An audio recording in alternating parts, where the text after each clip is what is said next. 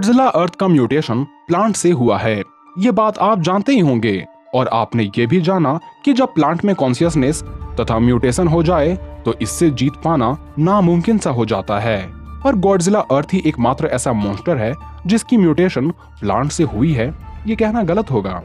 क्योंकि जल्द ही आप मॉन्स्टर वर्स के एक ऐसे विलन को जानने वाले हैं जो काफी कम समय में ही गॉडजिला अर्थ से भी कहीं अधिक शक्तिशाली बन जाती है।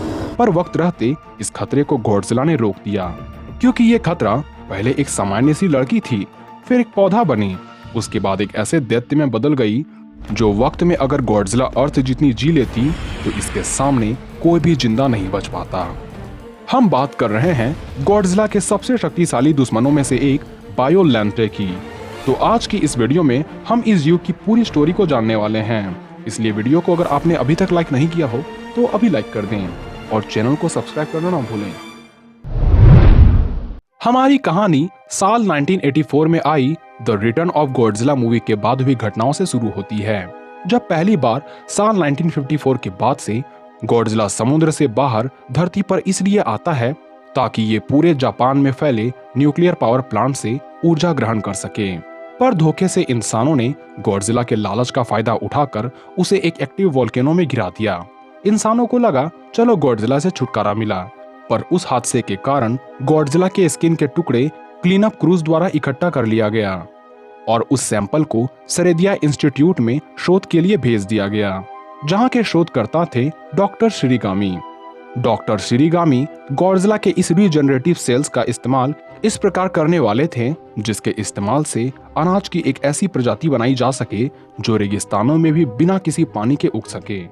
अब चूंकि सरेदिया भी एक रेगिस्तान में बसा देश था, इसलिए यहाँ की सरकार भी अनाज के इस किस्म को लेकर बड़े उत्सुक थे, क्योंकि ये भी अपनी निर्भरता तेल से खोकर विश्व का सबसे बड़ा फूड एक्सपोर्टर देश बनना चाह रहे थे।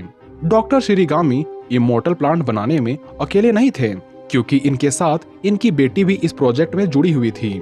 पर दूसरे देश कभी भी ये नहीं चाहते थे कि सरेदिया विश्व का सबसे बड़ा फूड एक्सपोर्टर बने, क्योंकि दूसरे देशों का मानना था कि सरेदिया का संबंध आतंकवादियों से है, एवं अमेरिका भी कभी भी ये नहीं चाहता था कि सरेदिया एक सुपर पावर देश बनकर उभरे। इसलिए अमेरिका ने सरेदिया के उस लैब में बम का वर्षा कर दिया जहां पर उस गॉडजिला के डीएनए सैंपल मौजूद थे। पर उस धमाके ने उस लैब में उपस्थित कई वैज्ञानिकों की जान ले ली, जिनमें से एक शिरीगामी की बेटी एरिका भी थी। पर डॉक्टर शिरीगामी ने एरिका के कुछ डीएनए लेकर उन्हें गुलाब के फूल के साथ मिला दिया ताकि वो उस गुलाब के रूप में अपनी बेटी को हमेशा देख सके।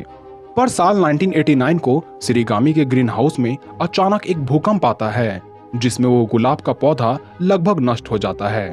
पर डॉक्टर शिरीगामी उस गुलाब के पौधे को अमर बनाने के लिए उसमें गॉडजिला के डीएनए को मिला देते हैं ताकि गुलाब रूपी उसकी बेटी हमेशा के लिए अमर रह सके। और शिरीगामी की ये योजना पूरी तरह से सफल हुई, और सफल ही नहीं बल्कि इस पौधे ने तो म्यूटेशन दिखाना शुरू कर दिया। पर यह काफी जल्दी किसी पौधे से कुछ और ही रूप में तब्दील हो जाता है।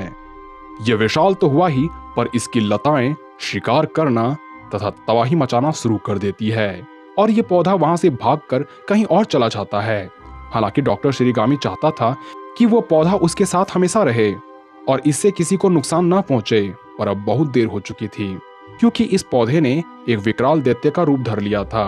दिखने में इससे डरावना और भयंकर जीव तो गॉडजिला भी नहीं लग रहा था। एक तरफ जहां एरिका दयावान और कोमल स्वभाव की लड़की थी, पर उसका ये रूप देखकर पूरा शहर भयभीत हो जाता है और लोग इस दैत्य का नाम बायोलैंटे देते हैं। बायोलैंटे नामक ये दैत्य पौधा काफी हद तक नॉर्स के कथाओं के समान ट्री ऑफ लाइफ की तरह था, पर एक और जहां ट्री ऑफ लाइफ के ब्रांचेस लिविंग कॉस्मोस को जोड़े रखते हैं, वहीं बायोलैंटे की जड़ तथा तना एरिका की आत्मा से जुड़ी हुई थी, जो ज्वालामुखी में फंसे गॉडजिला को अपने बायो एजेंट के द्वारा आजाद कर देती है। ज्वालामुखी से आजाद होते ही गॉडजिला जब वहां से बाहर निकलता है, तब बायोलैंटे उस गॉडजिला पर अपने लताओं से जकड़ना शुरू कर देती है, मानो ये गॉडजिला को इसलिए आजाद करी थी ताकि उसे मारा जा सके। हालांकि लताओं की जकड़न गॉडजिला को परेशान तो कर रही थी, पर गुस्से में आकर जब गॉडजिला उस पर अपने एटॉमिक ब्रीथ चार्ज करता है, तब ये पेड़ जल उठती है। पर उसके पश्चात इस पेड़ का म्यूटेशन एक खतरनाक बीस्ट में हो जाता है और ये बीस्ट सच में गॉडजिला के लिए एक मुसीबत बन जाती है, क्योंकि अब गॉडजिला परेशान नहीं, डर रहा था कि कहीं फिर एटॉमिक ब्रीथ मारे तो ये कुछ और न बन जाए। पर जब गॉडजिला को काफी चोट पहुंचती है, तब ना चाहते हुए भी गॉडजिला को उस पर अपनी सुपर हॉट एटॉमिक ब्रीथ छोड़नी पड़ती है और ये एटॉमिक ब्रीथ बायोलेंटे को अंदर से जला देती है और बायोलेंटे के बीजाणु आसमान में फैलकर एरिका की आत्मा को मुक्त कर देती है। खैर यहाँ गॉडजिला के नसीब ने इसका बड़ा साथ दिया, क्योंकि बायोलेंटे ने जितने कम वक्त में अपना ये विकराल शरीर और अनोखी शक्तियों को पाया, उतनी जल्दी म्यूटेशन तो गॉडजिला में भी नहीं देखी गई। और तो और बायोलेंटे का इंटरनल पार्ट काफी फ्रेजाइल था, इसलिए ये एटॉमिक ब्रीथ बायोलेंटे की आखिरी सांस बनी, वरना इससे जीत पाना बड़ा मुश्किल होता। खैर आगे आने वाले गॉडजिला मूवीज में भी इसके दर्शन जरूर होने वाले हैं, इसलिए बायोलेंटे पर और डिटेल वीडियो और बैटल वीडियो अगर आपको चाहिए तो हमें कमेंट में लिखना ना भूलें। खैर अभी के लिए बस इतना ही, तो मिलते हैं अगले वीडियो में।